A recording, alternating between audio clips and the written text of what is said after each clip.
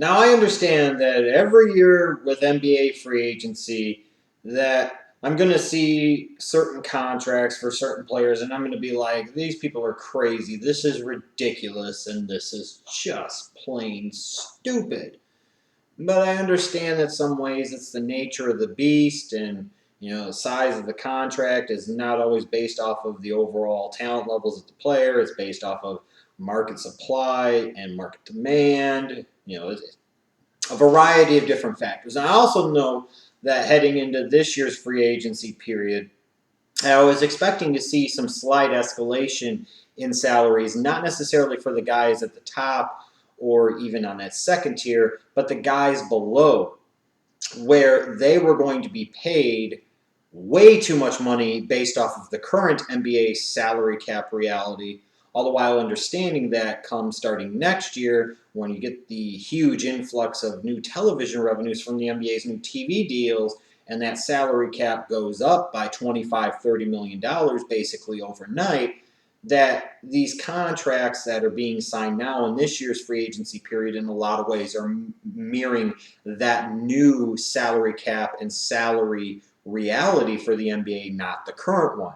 So I have to keep that in mind sometimes when I'm looking at some of these contracts that I'm seeing already being offered, already being given, and already being signed, is that these are being signed in part with a new reality in mind for both sides, for all sides. For NBA front offices, they're looking at and saying, hey, we give this guy $10 million a year. He might not really be worth it, but the reality is it's not that bad a year from now when we've got so much more room to play with like everybody else is going to.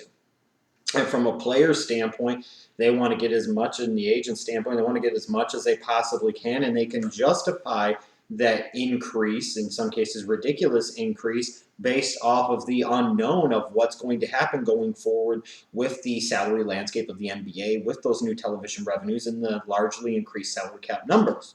So I get it. But that still doesn't mean I can't question certain things about this whole process this off season. And I just don't get it. I see guys like Amir Johnson getting $12 million a year, 2-year contract or not. $12 million a year to a guy that's a 10-point per game, 6 rebound per game, 6'9" power forward. $12 million a year. I see Iman Shumpert getting $40 million over 4 years, $10 million a year from the Cavaliers, $40 million for a guy that completely disappeared and was largely irrelevant in the NBA Finals. He just got a pay raise to $10 million, God blessed, dollars per year. Whereas all the while, I will see a player who actually had more impact overall in the playoffs, in my opinion, in a guy like Mike Dunleavy, getting $5 million a year. I understand different situations and circumstances, different ages of players, different places in their careers, what have you. More upside for Shumpert, you're paying in part off of that, what have you. But Jesus, crime and Nitley, Dunleavy is getting less than $5 million a year from the Bulls, and the Cavaliers are paying more than double that per year for a longer period of time to a guy like an Iman Shumpert. The Boston Celtics just gave somebody like Amir Johnson $24 million for the next 2 years. This is madness, and this has to stop. Sometimes, to me, when I look at sports teams and their front offices and their spending patterns, it reminds me of little kids who got $10 in a birthday card and they can't wait to go blow it on the stupidest thing they could possibly find. That's what it reminds me of. They got this money to spend. It's burning a hole in their freaking pocket. They just can't wait. They have to get that instant gratification now. And they got to feel good about what they did. And the only way to feel good about anything is to sit there and spend that money. I mean, this is insanity. This is madness. And all the while, what happens is it just totally blows up the whole NBA salary system and just throws it completely amok. And there's no hierarchy of things. And if anybody should be upset about this, it's the stars. It's the superstars. The guys that are truly the best or nearly the best players in the NBA. These are the guys that should be pissed, because 2 or 3 years down the road, a lot of their contracts are going to be obsolete in terms of overall dollar value, because scrubs are going to get paid as much as they freaking do. I understand it's a union environment, and that tends to balance things out and make everything a little more of the same. But there still has to be some type of reward structure in place where if you're the best, you should get paid like the best. If you're second tier, you should get paid like second tier, not the best. If you're a fourth tier kind of fringe NBA player, you shouldn't be getting paid like you're a borderline star. But time after time after time over the years, we see this in the NBA and other sports as well. It's not unique just to the NBA. And this is ridiculous. And you would think while agents are trying to serve their own needs and purposes, and more power to them, and players are trying to get as much as they possibly can, you would think that some of these players and some of these agents would want to say this is madness, especially from a player standpoint. If I'm sitting there and let's say I'm let's say a Jimmy Butler and I just signed a $19 million a year contract extension, and I see a guy like Tyson Chandler getting $13 million a year, I'm thinking to myself, there's something incredibly wrong with this picture. Either he's getting paid too much, or I'm not getting paid enough, or a combination of both. It's just madness. And to me, when I look at it, I think the NBA has lost sight of the hierarchy. And here's what I mean. A hierarchy in terms of where players rank. And I say this in sports too. Major League Baseball is really bad about this. And I think more and more the NBA starts to become Major League Baseball in terms of all that matters in terms of a player in free agency is when they're available, when they hit the market. And automatically, even if they're a lesser player at the same position as a guy who got, let's say, this amount of money last year, this guy automatically gets more money than him the next year. It's just stupid for all parties involved, in my opinion. In my opinion. There needs to be a hierarchy there. There needs to be some type of structure there where if you're the best, you get paid the best. And it's not 50, 60 guys getting paid the same as you. It needs to be 10, 15, 20. You are the very best. You are the biggest stars, the best players at the biggest stage with the brightest spotlight shining upon you. You should be rewarded as such. To me, I break down NBA players into 5 levels. You've got the alphas. Those are the superstars, the creme de la creme. These are the all-stars, the all-NBA type of guys. These are the franchise players. You've got the borderline stars, the B players. And that's not to be a slight on them, but there are guys in certain markets maybe, in smaller markets, where they are the alpha to a degree. But in other cases, they play with an alpha or maybe 2 alphas, but they're really, really good players. But they're maybe not, like, for example, when Miami had LeBron, Wade, and Bosh. To me, LeBron and Wade were alphas. Bosh was a borderline star. It means Bosh should still be paid really well, but he shouldn't be paid the same as LeBron or Wade because he's only the 3rd best player. Then you've got those consistent contributors.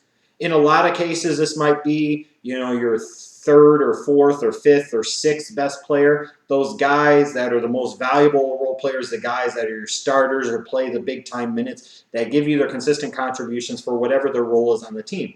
Then you have those depth guys. To me, the guys that are like, in some cases maybe 6th, 7th, 8th, 9th, 10th in terms of the overall roster. The guys that see minutes, the guys that are the pure role players that do 1 or 2 specific things and that's it. But the guys that you have to have in order to be a winning team and win championships. You need those type of guys.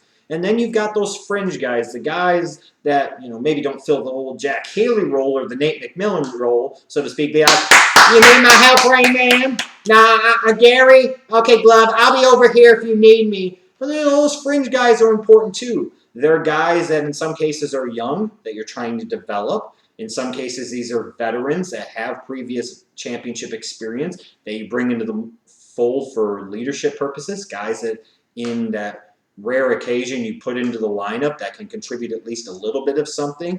All of these are important pieces to an NBA roster. Now, to me, fringe guys at the very bottom, you're looking at guys that should be getting paid based, again, off of the current NBA salary system. Because I can't really go off what it's going to be in the future because we haven't gotten to that reality yet. But to me, fringe guys are the guys that you should be paying somewhere from the league minimum to maybe $3.5 million. They're guys that help fill out the roster, but they're not going to be big-time contributors for you, but you still need them. You still need them. And they deserve to get paid something. They just don't deserve to get paid a lot. But you go up to the depth guys. I look at it maybe somewhere between $3 to $6 or $7 million. This is where you get into that taxpayers exemption, the mid-level exception. A lot of times you'll see trade exceptions used for these type of players. And I look at some of the contracts that I've seen in this free agency period given out, like what the New Orleans Pelicans gave to Alexis Ajinça. I think it was with 4 years, $20 million. A backup big man at 27 years of age that brings you some size, a little bit of a defensive presence or rebounding presence down low. $5 million a year, that's a pretty good deal. Mike Dunleavy for the Bulls, 3 years, $14.4 million. You would almost argue he's a consistent contributor, but maybe based off of his age, he got paid like a depth guy. That's a really good bargain, similar to what the Clippers ended up giving Paul Pierce. One thing that they missed was a guy that's been there, the guy that understands it, a guy that could show up big in big spots. Well, they just gave him, 3 years, like $10.5 million? I mean, they're paying Pierce like he's, the 9th or 10th best player on their team, basically. And in all actuality, he's more like a consistent, constant, quality type of contributor. I mean, those are good deals. That's an example. Those are examples of where the NBA front offices didn't do a bad job. They did a good job. But then we get up to that next level, that C level, kind of the average players, the consistent contributors. To me, you're looking at these type of guys based, again, off of the current system. These are guys that, depending on how good they are, importance to team, what have you, you could justify paying them somewhere between maybe $6 to $12 million a year. $6 to $12 million. And some good examples would be what the Knicks gave Arana Flalo. 2 years, $16 million with the player option on the second year, basically a 1 year, $8 million deal. That's a phenomenal deal. You look at a guy like Monta Ellis, maybe even close to that borderline star category, but at least a consistent contributor at a high level, if anything else. And the Pacers just gave him $11 million a year, an outstanding contract for that organization. I'll even go with Thaddeus Young. At the high end of that consistent contributor. He's never going to be an all-star, but a good, solid player. The Nets gave him 4 years, $50 million, $12.5 million a season. That's a salary that you can live with, especially when it does get to that new NBA salary reality. But then you've got the bad examples. Like, why are the New Orleans Pelicans giving Amir $12 million a year for 5 years? His fit next to Anthony Davis isn't that good. And frankly, at this point in time, I think they're better served with an Ajinça as their starter over Asik. Why would you sit there and make a good move like re-signing Ajinça for what you did and then compound it by making a horrible decision by locking yourself into so much bad money on a depth guy? Asik's a depth guy, not a constant, consistent contributor. He's not. He's not a good starter. He's an average to above average backup, and you're paying him like he's quality starter type. That's ridiculous. And these teams do it to themselves, and then they put themselves in bad cap situations, and they get guys that aren't good fits, and then they wonder what the hell happened. Well, you did it to your damn selves. Look at the Celtics with Amir Johnson. Yeah, they only gave him 2 years, but it's still $12 million a year. This is worse than when they gave Avery Bradley $32 over 4 last year. Why in the hell are you paying a power forward that's going to average 10 points and 6 rebounds per game that's been in the league a long time this type of money? That's insane. Especially when you see a guy like, let's say, Greg Monroe getting a little under $17 million a year, and he's a center and a far, far better player than Amir Johnson. That's ridiculous. But again, it's this money that's burning a hole in teams' pockets, and they want to feel like they've done something so they can justify to themselves that they mean something, and they can justify to their fan base that they're trying to win. What the hell are you trying to do? And then again, you look at Iman Shumpert. I'd argue he's more of a depth guy than a consistent contributor, especially based off of his NBA Finals performance. It's one thing if you'd have given him maybe 1 year and $10 million and said, prove it to us. You gave him 4 years and $40 million. You've committed to him long term at that price. And I don't care what the climate's going to be going forward. You don't pay depth guys 1 range above and damn near 2 ranges above. And then you've got the borderline stars. And again, we've seen some good deals. Greg Monroe, what he got from the Milwaukee Bucks, 3 years, $50 million, a player option on the 3rd year. Good deal for both parties involved. But a borderline star that I think, frankly, will be better in Milwaukee than he ever got the opportunity to be in Detroit. You're paying him fair market value, I think. And Monroe got fair market value with very important flexibility in a couple of years. It was a great deal. Draymond Green, example of a borderline star. For other teams, I don't think he's worth what the Golden State Warriors gave him. For the Golden State Warriors, he's pretty much worth what they gave him. He's their 3rd best player in theory. They're paying him like he's their 3rd best player. And they didn't have to go into $20+ million territory to do so. Makes sense. Chris Middleton for the Bucks. Yeah, he only had one pretty good year, but he had a pretty good year, and you could see his importance to that team late in the season, especially in the playoffs. Now a guy at 23 years of age, you're paying him on the low end of that borderline stars type of category with a 5-year, $70 million deal. $14 million to a guy who could play multiple positions offensively and defensively and could score at a clip of maybe 14 to 16 a game long term. That's not looking that bad now, and it'll look even better going forward. But then you've got the really bad ones too, like Tyson Chandler. You're paying him $13 million a year as Phoenix for the next 4 years to a 33-year-old center whose skills are already in decline. And mind you, he's just not 33 years old. He's a former high school entrant into the draft at 33 years old, which means he has additional years of NBA wear and tear on his body. So for all intents and purposes, and you've seen this play out with Kevin Garnett and Kobe Bryant, once they started to get into their mid-30s, their performance dropped exponentially for a myriad of reasons, but most importantly because their body broke down. And Chandler, you see instances where his body is starting to break down.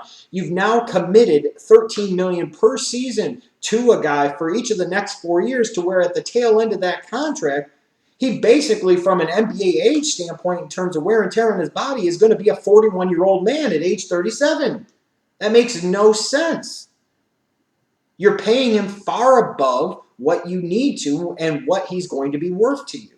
Now look at a guy like a DeMarre Carroll.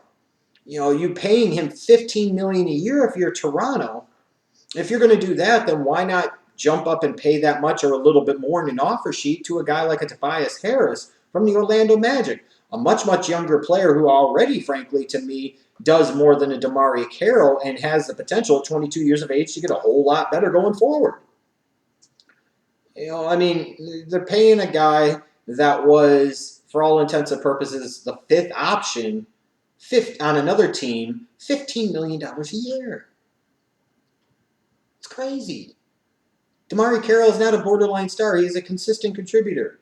And then I look at what the Cavaliers might be doing with a Tristan Thompson. You've heard reports of somewhere between $75 to $80 million over 5 years. To a guy who's a really good rebounder, a solid shot blocker, an average defender man-on-man and in pick-and-roll situations, and an absolutely horrendous help defender who could provide you a little more on offense but doesn't and isn't needed to. When you combine that with the fact that you're re-signing Kevin Love long-term and they play the same damn position and won't necessarily work that well together on the floor at the same time, you're paying Tristan Thompson like he's a Dennis Rodman type of guy, and he is not a Dennis Rodman type of guy. He is not a borderline star. He is, again, a consistent contributor. And not only are you paying him like he's a borderline star, you're paying him on the high end of being a borderline star for the next several years to come. That's ridiculous. And then you get up top to the alphas. Again, this is where the best of the best should be getting paid. The LeBrons, the Kevin Durants, the Russell Westbrooks, Kobe based off of his history and reputation and accomplishments, okay? Steph Curry, James Harden, Anthony Davis. These are the alpha dogs. And there's other alpha dogs too, obviously. But they're the best of the best, and they should be getting paid as the best of the best. And you look at examples of this, the guys, to me, that should be getting the max contracts. These are the guys that should be getting the max contracts. The $18, $19 million and up, whatever it is. Anthony Davis, what he got from the Hornets? Pelicans, worth every penny and so much more. Damian Lillard getting his max deal from the Blazers. Perfect. Kawhi Leonard for the freaking Spurs, same deal. Jimmy Butler for the Bulls, same deal. These are alpha males. These are superstar type of guys. These are the best of the best in different situations. They deserve to be paid as such. But then you look at some of the bad. You've got the Cleveland Cavaliers committing $110 million potentially over the next 5 years to a Kevin Love, even if there is a player option after the 4th year. You're basically paying an average of $22 million a year to a guy to be your number 3 option. That's insane. That's ridiculous. You're paying Kevin Love more money as your number 3 option than you are to Kyrie Irving, who is your clear-cut number 2 option. Does that make any sense whatsoever? No, it doesn't. Especially when you look at a situation like the Cavaliers and you have to wonder if they were better off without Kevin Love because they had Tristan Thompson and Mozgov in there together than when they did have Kevin Love in the lineup. And I think there's a very strong argument to be made about that. To me, when I look at it, it's the Cleveland Cavaliers trying to attempt to justify the Kevin Love deal and the fact that they traded away Andrew Wiggins as part of that deal. And the only way to justify that is to keep Kevin Love and hope that you win a couple of championships with him in the fold. Otherwise, the deal doesn't make a whole lot of sense. I mean, Kevin Love, if he was going to get this, he could have stayed in Minnesota and probably gotten even more because he would have been with the team that would have had his bird rights. I mean, it's ridiculous. You're paying a guy like he's the best of the best when he's the number 3 option on his team. And frankly, when you look at Kevin Love, yeah, you could say at one point in time he was an alpha when he was in Minnesota, but he was putting up big numbers on a bad team. He is a number 2 borderline option, and more so a number 3 option, and you're paying him $22 million a year. The Bulls just paid less to Jimmy Butler. The Spurs just paid less to Kawhi Leonard. The Blazers just paid less, or around the same amount, I should say, to Damian Lillard. All of those deals are much better than a Kevin Love. Why are you paying him like he's Kyrie? Why are you paying him like he's damn near LeBron? He's not. That's stupid. The same thing with Brook Lopez in the Nets. A one-dimensional low-post scorer as a center that his defense is mediocre and his rebounding is worse, or vice versa, it doesn't really matter, who has a history of some leg and foot issues, you're going to pay him $20 million a year. Just because you think he's an alpha dog doesn't make him an alpha dog, and he most certainly shouldn't be paid like one. We shouldn't be paying one-dimensional players max money. We shouldn't be paying them like they're the best of the best. And even if they are a superstar at their position or an all-star at their position, you have to look at the position that they play and look at the competition and say, well, what the fuck does that really mean, especially center in the NBA and in particular in the Eastern Damn Conference? This is insane. Because all that happens is going forward, there are other guys that are going to come along that average 10 or 12 points a game in the NBA and in a new environment. They're going to start thinking they could get $15, $16, $17 million a year. Then you're going to have those guys that average 16, 17 points a game in their mid-20s. They really want to hit it big, and they're going to get paid over $20 million a year in the new salary system. Why the hell are you going to want to do that? It's going to create a huge problem going forward. Everybody's getting paid damn near the same amount. And it's going to put a lot of teams into the freaking red. It's going to cause problems in some years in free agency because more teams that even will have cap space won't be able to utilize all their cap space because they won't be able to afford all of the cap space, which is going to lead to charges of collusion and ultimately players not getting paid or having the robust market that they thought they could have. It's because they're creating this damn problem. This madness has to stop. You look at what happens in baseball now. Guys are getting paid way too damn much money. You could say that these players earned it and that they're worth whatever somebody is willing to pay them for. And to a degree, that's true. And I don't begrudge them for getting theirs. But at the end of the day, these teams, these organizations, these front offices have to be stop being so goddamn stupid. You're not a 6-year-old kid that just got $10 in a birthday card and now you don't know what the fuck to do with yourself. You're supposed to be professionals. You're supposed to be knowledgeable NBA people. There should be an agreement amongst league circles that these guys can get paid this much, that's fine, because they make us money. But when you're starting to pay guys like Amir Johnson $12 million a year and Iman Shumpert $10 million a year, I don't give a damn what the hell your future salary cap and salary reality is going to be in the NBA. There has to be some type of problem with this. Because now you're going to start getting to the point long term where when these kids come into the NBA, they don't have to work as hard to get paid a shit ton of money. You'll have those guys that still are those guys because they work hard to be those guys, but you're going to have so many other guys that are going to sit there, be borderline players, role players, getting $10, $11, $12 million a year. Then imagine how hard they're going to be to coach. Imagine how bad it's going to be in those situations. And imagine how much you're going to struggle financially when you're plunking out that much money to guys that aren't all that good. And when it comes time for you to really improve your teams, you're not going to have the cap space because you've given $12 million a year to Amir Johnson and $10 million a year to Iman Shumpert. $12 million a year to freaking Omer Sheik. It's stupid. And this madness must stop.